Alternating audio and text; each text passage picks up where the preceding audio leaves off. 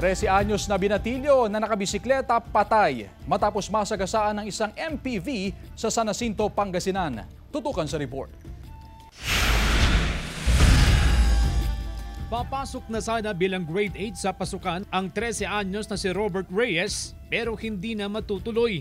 Namatay siya matapos masagasaan ng MPV sa National Highway, bahagi ng Barangay Gibol, San Jacinto, Pangasinan, pasado alas 12 ng hapon noong Sabado. Bumili ng pyesa ng kanyang bisikleta ang biktima nang mangyari ang aksidente.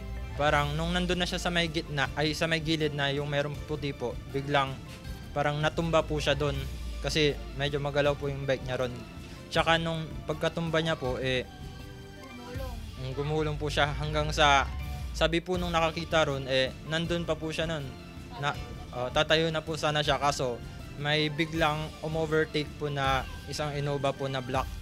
Tsaka yun po, bigla na lang pong nabangga. Dinala pa sa ospital pero hindi na umabot ng buhay. Ayon sa pulisya, nakapag-usap na ang pamilya ng biktima at ang driver ng MPV. Payo lang natin, especially sa mga na nagbebisikleta, especially sa mga minor, gabayan yung mga magulang is monitor pa rin natin yung mga anak natin, especially pag minor, yung mga cyclist na, or not totally cyclist, yung mga nagbebisikleta sa daan. And also sa mga nagdadrive naman ng mga four wheels or pag may mga nakita naman na tayong nagbabike, is wag tayo masyadong mabilis. Magbigay na tayo ng distansya or mag-minor na tayo. Kasama si Daryl Peralta, CJ Torida, One North, Central Luzon.